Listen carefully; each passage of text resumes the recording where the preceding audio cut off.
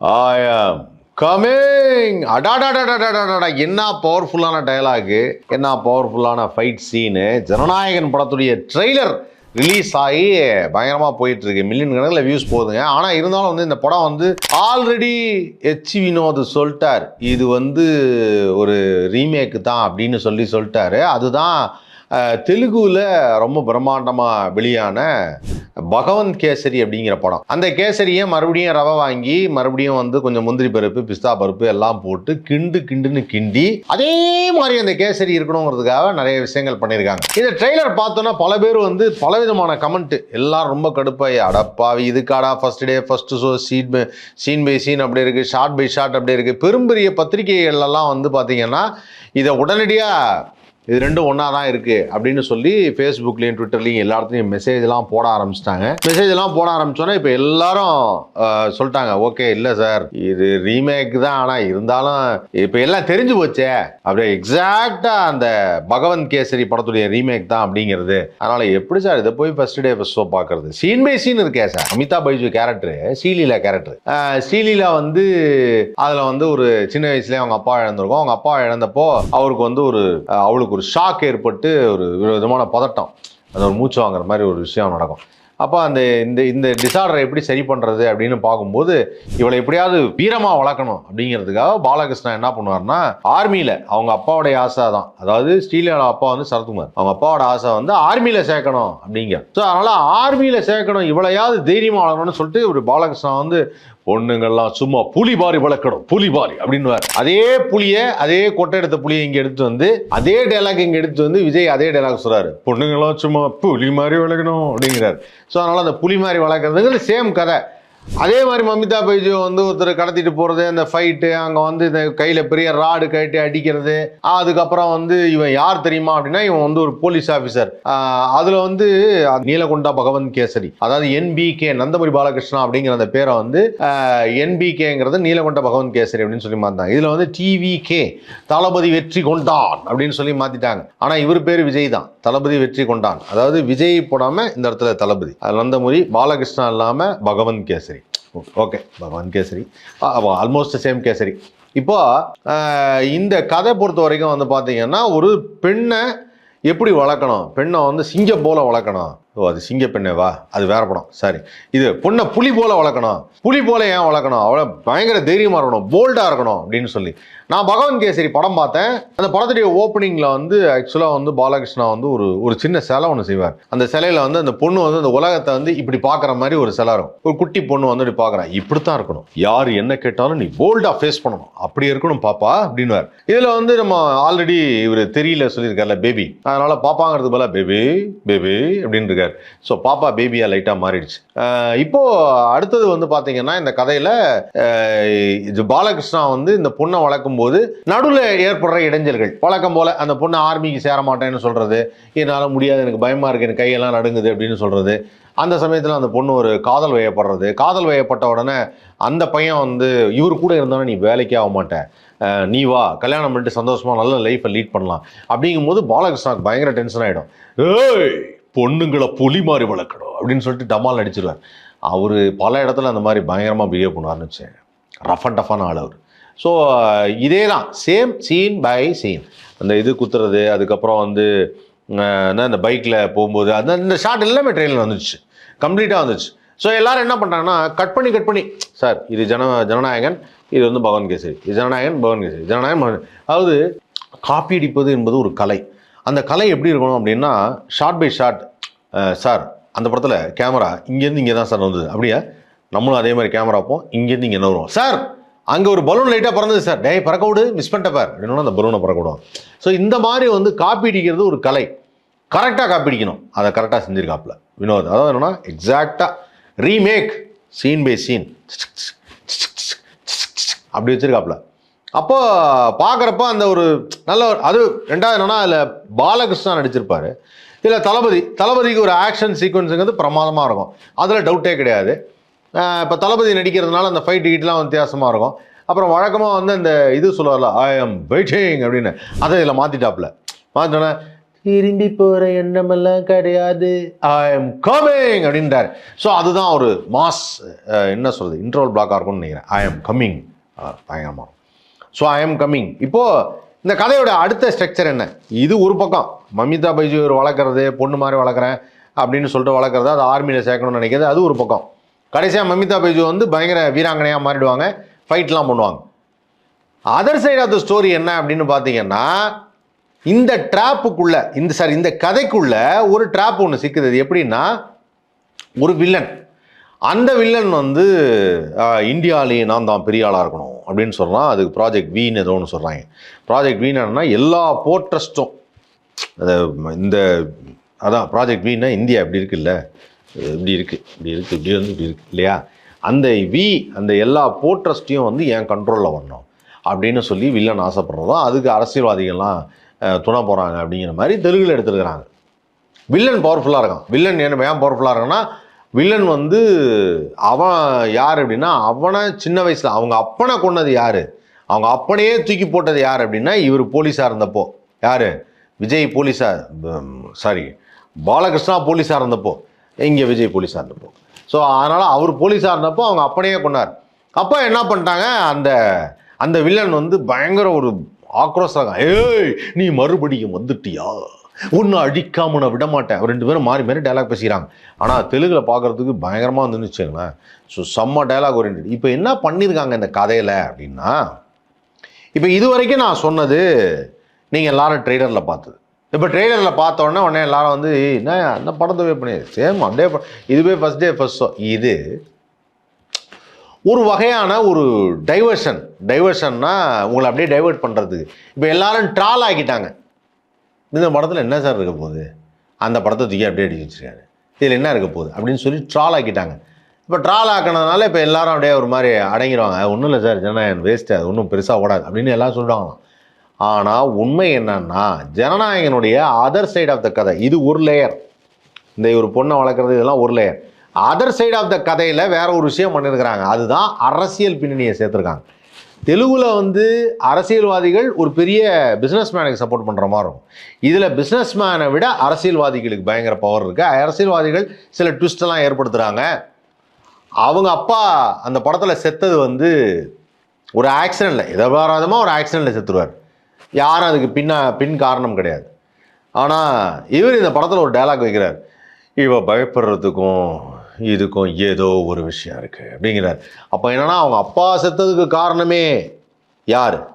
அந்த அரசியல்வாதிகள் தான். அந்த அரசியல்வாதிகள் தான் இப்போ பெரிய ஆளாக இருக்கிறாங்க. அந்த அரசியல்வாதிகள் தான் இப்போ இவளை கொள்ளணும்னு நினைக்கிறாங்க. ஸோ இவளுடைய பயம் போகிறதுக்கு மறுபடியும் அவங்களே யார் எங்கள் அப்பா சாவுக்கு காரணமாக இருந்தாலும் அவங்களே நான் அடித்து நொறுக்கொண்டா அப்படிங்கிற மாதிரி ஏதாவது ஒரு விஷயம் கதையாக பண்ணுறதுக்கு வாய்ப்பு இருக்குது. இதுதான் கதைன்னு நான் சொல்லலை, இருக்குது. அதே சமயத்தில் இதில் வந்து பார்த்தோன்னா அடிக்கிறாப்புல, எல்லாத்தையும் அடிக்கிறாப்புல, சாட்டை எடுத்து அடிக்கிறாப்புல, மக்களுக்கு நல்லது செய்யணும்னு வர சொன்னால் அப்படின்னு அடிக்கிறாப்புல. அதாவது என்னன்னா, இந்த படம் ஃபுல்லாகவே அடிக்கிறது தான்.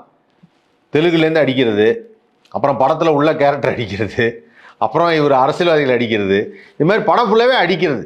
அடிதடி அப்படின்னு இந்த படத்துக்கு பேர் வச்சுருக்கலாம். ஆனால் அந்த படத்துக்கு என்ன மாதிரி பேர் வைக்கலாம்? இந்த பக்கம் வந்து நீலகொண்ட பகவந்த் கேசரி, இந்த பக்கம் வந்து தளபதி வெற்றி கொண்டான். ஆனால் அந்த ஓப்பனிங் நல்லா இருந்தது. தளபதி வெற்றி கொண்டான் அந்த ஓப்பனிங், இவனை யாரும் தொற்றலையே, இவன் சாதாரணமான ஆள் இல்லை அப்படின்னு அந்த ட்ரெய்லரில் சொல்லும்போது செம்மையாக இருந்தது. பட் தெலுங்குல வந்து ஓப்பனிங் எப்படி கொடுத்துருந்தாங்கன்னா, ஆமாம் அது சி பிளாக் தான் சார், அவனுங்கெல்லாம் தப்பிச்சு சி பிளாக் போயிட்டாங்க சார், இனி பிரச்சனை இல்லை சார், சி பிளாக்ல யார் இருக்கா சார், அங்கே பகவந்த் கேசரி இருக்கார் சார் அப்படின்னா. பகவந்த் கேசரி வந்து பயங்கரமான அடி தட்டி ராஜா இருந்தாலும் வச்சானா. ஆனால் அந்த படத்தில் ஒரு சூப்பர் டைலாக் இருந்ததுங்க. பகவந்த் கேசரியில் ஒரு சூப்பரான ஒரு மேட்டர் இருந்தது. யாரையாவது போய் எதிர்க்க போகிறேன்னா, ஏய் நான் யார் தெரியுமா, என் பின்னாடி யார் இருக்கா தெரியுமா, எனக்கு என்ன சப்போர்ட் இருக்குது தெரியுமா, எனக்கு என்ன இன்ஃப்ளூயன்ஸ் இருக்குது தெரியுமா, நான் யார் தெரியுமா, என் பின்னாடி யார் இருக்கான்னு தெரியுமா, எனக்கு என்ன சப்போர்ட் இருக்குன்னு தெரியுமான்னு சொல்லக்கூடாது, நானே அப்படின்வார். அதாவது என்னன்னா, எனக்கு பின்னாடி இருக்கிறதெல்லாம் விட்டுரு, நானே எவ்வளோ பவர்ஃபுல் தெரியுமா அப்படின்னு ஒரு மேட்டர் எடுத்துன்னு வருவார். சூப்பர் மேட்டர் அது. ஆக்சுவலாக அதை தமிழ் சினிமாவில் பண்ணியிருப்பாங்க, வாய்ப்பு இருக்கு. ஏன்னா பகவந்த் கேசரியில் வந்து இவர் மீசையை இப்படின்னுவார், முறுக்கி விட்ட மீசையை. இதுலேயும் ஜனநாயகன்லையும் இப்படின்னுவார். அதாவது விஜய் சாரை பொறுத்த வரைக்கும் எனக்கு ஒரு விஷயம் நான் கேட்கலாம்னு நினச்சேன், இனிமேல் கேட்கவே முடியாது. போக்கிரி படத்தில் மகேஷ் பாபு வந்து தெலுங்கில் பண்ணும்போது ஒரு மேட்ரு பண்ணியிருப்பாப்புல. ఎందుకో చెప్పோ ఎందుకో இது தொகுல மீட்டிங் அப்படின்னார். ஏதோ சைனஸ் ப்ராப்ளம். ஓகே, தமிழில் பார்த்தா அதே போக்கிரியில் விஜயில் எதுக்கு எங்கே கூப்பிட்ட அப்படின்னாரு. அவருக்கு அந்த படத்தில் சைனஸ் ப்ராப்ளம், அப்படியே அடிச்சிட்டாப்புல, மாற்ற கூட இல்லை, மேனேஜமே கரெக்டாக இருக்குது அப்படின்னு. பட் நான் கூட யோசித்தேன், என்னடா இது பாலகிருஷ்ணா படத்தை போய் ஃபஸ்ட் டைம் வந்து காப்பி அடிக்கிறாங்களே அப்படின்னு சொல்லி. பேஸ் லைன் நல்லா இருக்குது, அதை அப்படியே மெயின்டைன் பண்ணிப்போம். இப்போ அதுலேருந்து அரசியல்வாதி, ஏன்னா அவர் தான் பவர்ஃபுல்லாக சொல்கிறார். ஏன்னா பாலகிருஷ்ணா ஒரு படத்தை சொல்லியிருப்பாப்புல, ஒரு டைலாக் நீங்கள் பார்த்துருப்பீங்க. என்ன ஏதோ ஒன்று சொல்லுவாங்க, நான் தான் மந்திரியோட பிஏ சொன்னால் அலறும், ஏய் நான் சொன்னால் ஏபிஏ அலறும் அப்படின்னுவார். ஏபின்னா ஆந்திர பிரதேசம். எப்படி டயலாக்லாம் பட்டைய கலப்போம். பாலகிருஷ்ணன் சார் அந்த வகையில் டாப். ஸோ இவ்வளோ நாளாக விஜய் ஒரு தப்புன்னு டாப்பில். மகேஷ் பாபு படம், அப்புறம் பவன் கல்யாண் படம், திலீப் படம், இதெல்லாம் அடிக்கிறதுக்கு போல ஒரு 5 படத்துக்கு முன்னாடியே எனக்கு தெரிஞ்சு வந்து பாலகிருஷ்ணா படத்தை ஒரு ரீமேக் பண்ணிடலாம், நல்லாயிருக்கும். இவர் தான் வயசான மாதிரி இவரே காட்டிக்கிறார். நான் வந்து இவருக்கு வந்து எனக்கு வயசாகிடுச்சு, எனக்கு ரொம்ப ஏஜ் ஆகிடுச்சு அப்படின்னு இவரே காட்டிக்கிறார். ஆக்சுவலாக ஒரு 50 வயசு தான், 50 இயர்ஸ் யங் தான், ஆனால் 51 இயர்ஸு. பட் ஆனால் இருந்தாலும் இவருக்கு வயசாகிடுச்சுன்னா ஒரு 5 வருஷத்துக்கு முன்னாடியே அதை பண்ணியிருக்கலாம். இருந்தாலும் லாஸ்ட் படமாக பண்ணுறோமே, அது ஒரு ஒரிஜினல் ஸ்க்ரீன் பிளேயாக பண்ணலாமே. ஸோ ஒரிஜினல் ஸ்க்ரீன் பிளே பண்ணி பார்த்தாப்புல, சொந்தமாக யோசிச்சு பார்த்தாப்புல, வேலைக்கு ஆகலை. ஓகே, காப்பி அங்கே இருந்தேன். ஆனால் இப்போது ஒரு விஷயம் சொல்கிறேன். இப்போ இவ்வளோ நேரம் நான் சொன்னது வந்து ஜனநாயகன் ட்ரெய்லரில் நீங்கள் பார்த்தது ட்ரால் பண்ணுறீங்க. மறுபடியும் சொல்கிறேன், அது மட்டுமே கதை கிடையாது. பேக்ரவுண்டில் வேற ஒரு கதை வச்சுருக்காப்புல, மெயின் ஸ்ட்ரீமில் இதை எடுத்துக்கிட்டார். அதனால தான் அந்த சீன் எல்லாத்தையும் ட்ரெய்லரில் போட்டு காமிச்சிட்டாங்க. இப்போ மக்கள்லாம் ஏமாத்துறது, எல்லா சீனும் அந்த சீனை போடு போய் பாரியா அவரு. அதாவது எப்படின்னா விஜய்க்கு ஆப்போசிட்டாக இருக்கவங்களெல்லாம் ஏமாத்துறாராம். பாத்தியா நான் சொன்னல பகவந்த் கேசரி அப்படியே எடுத்து வச்சிருக்காப்புல, அங்கே வேறு அப்படியே இருக்கு அப்படின்னு ஏமாத்துறாராம். நான் ஏமாற மாட்டேங்க. உங்கள் கதையில் பின்னாடி ஒன்று இருக்கு, அதில் வேற ஒன்று பண்ணிருக்கீங்கன்னு தெரியுது. அந்த வேற ஒன்று பண்ணது தான் அந்த பிரகாஷ் ராஜ் கேரக்டர்லாம், ஏன்னா அது பகவந்த் கேசரியில் கிடையாது. ஸோ இப்போ அந்த வேற பண்ணியிருக்கிறது என்ன மாதிரி டைலாக் வரப்போகுது, எப்படி மக்களுக்கான சப்போர்ட்டு, அந்த முன்கதைக்கு ஃபஸ்ட்டு பாயிண்டில் உள்ள அந்த ஸ்டோரிக்கு இதுக்கு என்ன சம்மந்தம், அதெல்லாம் கொஞ்சம் ஏதோ டிஃப்ரெண்ட்டாக ஒன்று பண்ணியிருக்காங்க. அதை பண்ணி பார்த்துருவோம், அதை என்னென்னு பார்த்துருவோம். ஆனால் இருந்தாலும் வந்து இது வந்து ஒரு கேசரி தான் அப்படின்ட்டாங்க. அதனால் அந்த பக்கம் வந்து பகவந்த் கேசரி, இந்த பக்கம் ஜனகேசரி அப்படின்ட்டாங்க. ஸோ ஜனகேசரி வர்ற 9ஆம் தேதி ரிலீஸ் ஆகுது. படத்தை பார்த்துருவோம். கண்டிப்பாக ஏதாவது டிஃப்ரெண்ட்டாக இருக்கும். தைரியமாக ஒரு ரீமேக் படத்தை ரிலீஸ் பண்ணுறாருன்னா அதுக்கு என்ன ரீசன்னா, நான் ஆல்ரெடி சொன்னது தான், சிம்பத்தி. இதுதான் என்னுடைய கடைசி படம் பார்த்துருக்கு அப்படிங்கிறதுனால தான். இது ஒரிஜினல் படம்லாம் எதுக்கு சார் தேவையில்லாமல் புதுசாக கதையெல்லாம் வச்சுக்கிட்டு, கடைசி படம் அதை அப்படியே எடுத்து வச்சுருவோம். நான் இப்போ ஸ்க்ரீனில் வரேன், ஏங்கிறேன், ஓய்ங்கிறேன், கையில் அருவாள் தூக்குறேன், வெட்டுறேன், எல்லோரும் ஒரு மாதிரியாக பார்த்து முறைக்கிறேன், ஐ எம் வெயிட்டிங்கிறேன், ஐ எம் கம்மிங்கிறேன், ஓடிடும் சார் அப்படின்னு சொல்லி ஒரு நம்பிக்கையில் தான் பண்ணியிருக்காங்க. ஓடும், பார்ப்பாங்க. இது ரீமேக்குன்னு தெரிஞ்சாலுமே எல்லோரும் பார்ப்பாங்க. ஏன்னா அது தளபதியுடைய கடைசி படம் அப்படின்னு சொல்லிட்டார். ஒரு தடவை நான் முடிவு பண்ணிட்டேன், என் பேச்சை நானே கேட்க மாட்டேன். உண்மைங்க, அந்த டைலாக் உண்மையாச்சு பாருங்க. அவர் முடிவு பண்ணிட்டார், இனிமேல் நான் படத்தில் நடிக்க மாட்டேன், அரசியல் தான். இப்போ அவர் பேச்சு அவரே கேட்க மாட்டார், வேற யாராவது பேச்சு சொன்னால் கேட்பார். அவர் பேச்சு தான் அவர் கேட்க மாட்டேன்னு சொல்லியிருக்காரு. வேற யாராவது சொன்னான்னு தளபதி செய்யாதீங்க, சரிங்க உங்கள் பேச்சை நான் கேட்டுக்கிறேன், ஆனால் என் பேச்சை நான் கேட்க மாட்டேங்க அப்படின்வார். ஸோ இதனால் வந்து இப்போ ஜனகேசரி பகவந்த் கேசரி படத்தில் வேற ஒரு லைன் இருக்குது, அதிகமாக ட்ரோல் பண்ணாதீங்க. உண்மையிலேயே இந்த கதையில் வேற ஒரு டிஃப்ரெண்ட்டாக ஒன்று பண்ணியிருப்பாங்க. அதுதான் அவர் அடுத்து அரசியலுக்கு வர்றதுக்கான டயலாகு, அரசியல்வாதிகளை தாக்குறது எல்லாம். அதெல்லாம் அந்த படத்தில் கிடையாது. அந்த படத்தில் அவ்வளோ கிடையவே கிடையாது, சரிங்களா? ஸோ இந்த படத்தில் வந்து அது இருக்குது. அந்த படத்தில் அரசியல்வாதிங்க ஆக்சுவலாக வந்து சப்போர்ட் பண்ணுவாங்க. யாருக்கு? நந்தமூரி பாலகிருஷ்ணாக்கு சப்போர்ட் பண்ணுவாங்க. பாலகிருஷ்ணா பெருசாக சொல்ல மாட்டார், நன்றி ஏதோ ஒரு சின்ன ப்ராப்ளம் அப்படின்னு சொல்லிட்டு போயிடுவார். அவங்கள திட்ட விட மாட்டார். கடைசியில் அவங்க தான் அதில் ப்ராப்ளம், ஆனால் அவரை திட்ட மாட்டார். ஸோ இந்த மாதிரி வந்து என்னென்னா, இவங்களுக்கு யார் பெயினாக இருக்க பிரெயின் ஆஃப் பிஸ்னஸ் மேன் அழிச்சிட்டாராம். அழிச்சிட்டோன்னா அரசியல்வாதிகள்லாம் மாறிடுவாங்க. எப்படி? திருந்திடுவாங்க. அப்படின்னு சொல்லி. ஆனால் அவங்க திருந்த மாட்டாங்க. அவங்க மறுபடியும் அதே மாதிரி ஒரு பொய்யை சொல்லுவாங்க. எப்படி அந்த பிஸ்னஸ்மேன் செத்தாருங்கிறதுக்கு ஒரு பொய் சொல்லுவாங்க. அதுதான் அந்த படத்தோட கதை. நீங்கள் என்ன பண்ணுங்கள், டைம் கிடைச்சா பகவந்த் கேசரி பார்த்துருங்க. தமிழில் அமேசான் பிரைமில் இருக்குது, பார்த்துருங்க. இப்போது டாபிக் இஸ் ஓவர். ஸோ ஆக மொத்தம் ஜனநாயகன் ட்ரெய்லர் பற்றியும் இதை பற்றியும் நிறையா பேசிட்டேன். எல்லாம் ஓவரு. இப்போ ஒரு முக்கியமான விஷயத்த சொல்கிறேன். பகவந்த் கேசரிங்கிற படமே ஒரு ரீமேக் தான். இது பல பேருக்கு தெரியாது. அதாவது சினிமாவை எனக்கு சின்ன வயசுலேருந்து சினிமா தருவதுன்னு தெரியாதுங்க. சினிமா தான் நிறையா பார்ப்பேன். சினிமா நிறையா பார்க்கறதுனால சில கதைகள் பார்க்கும்போது இது எங்கேருந்து எடுத்தாங்கன்னு தெரிஞ்சிடும். பகவந்த் கேசரியோட கதை அப்படிங்கும்போது ஒரு வயசான ஒருத்தர், அவங்க அப்பா இறந்து போனோன்னா, அந்த குழந்தையோட அப்பா இறந்து போனால் அந்த குழந்தைய பார்த்துக்கிறாப்புல. அந்த குழந்தை இவர் மேலே ரொம்ப பாசமாக இருக்குது. சூப்பர்மேன் கூப்பிடுது. அதனால் அந்த குழந்தைய பார்த்துக்கணும்னு நினைக்கிறாரு. அந்த குழந்தைக்காகவே கல்யாணமும் பண்ணிக்கல. தன்னுடைய வாழ்க்கையில் வேறு எந்த லட்சியமும் இல்லை. ஒரு ஃப்யூச்சரில் அந்த குழந்தைய நல்லா படிக்க வச்சு பெரிய இடத்துல பட்டம் வாங்க வச்சுங்கிறத பெரிய இடத்துல படிக்க வச்சு நல்ல முறையில் வளர்க்கணும் அப்படின்னு நினைக்கிறாப்புல.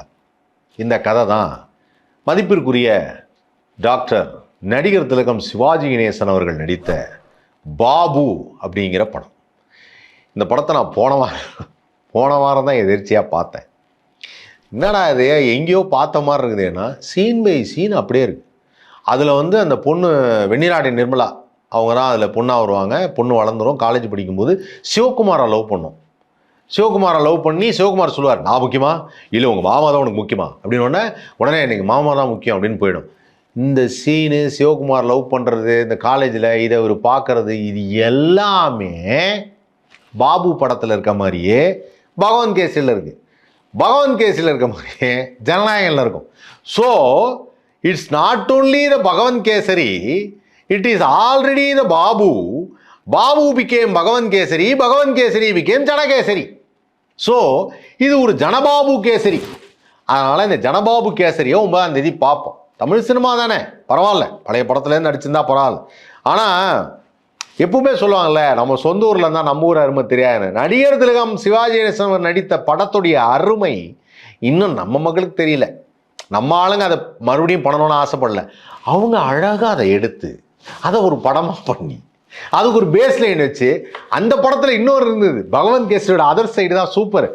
அந்த பென்ட்ரைவ் எங்கே, அந்த பென்ட்ரைவ் இந்த லேப்டாப்பில் காப்பணும், அந்த பொண்ணை பிடிங்க. டேய், இது விஜயகாந்த் படத்தில் கதையாச்சேடா, இதை எங்கேருந்து எடுத்தீங்க அப்படின்வாங்கல்ல. ஸோ அழகாக ஒரு சிவாஜி படத்தையும் விஜயகாந்த் படத்தையும் கம்பைன் பண்ணி ஒரு படத்தை பண்ணி, அதுக்கு பாலகிருஷ்ணா அவருடைய அந்த பஞ்ச் டயலாக் வச்சு அவருக்குன்னு ஒரு கேட்டகரி இருக்குது, அதை வச்சு முடிச்சிட்டாங்க படத்தை.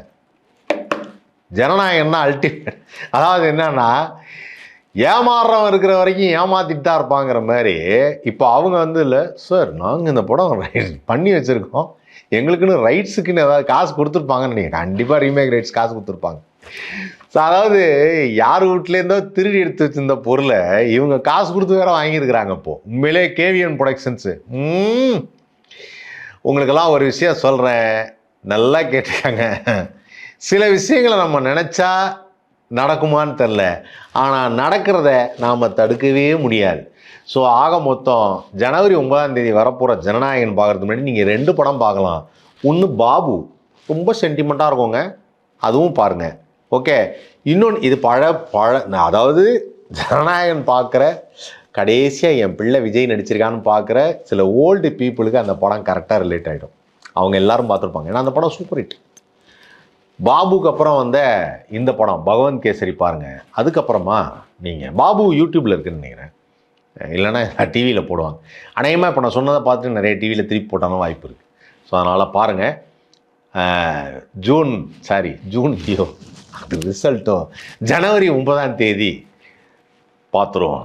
அந்த கேசரியில் என்ன இருக்குன்னு பார்த்துருவோம்.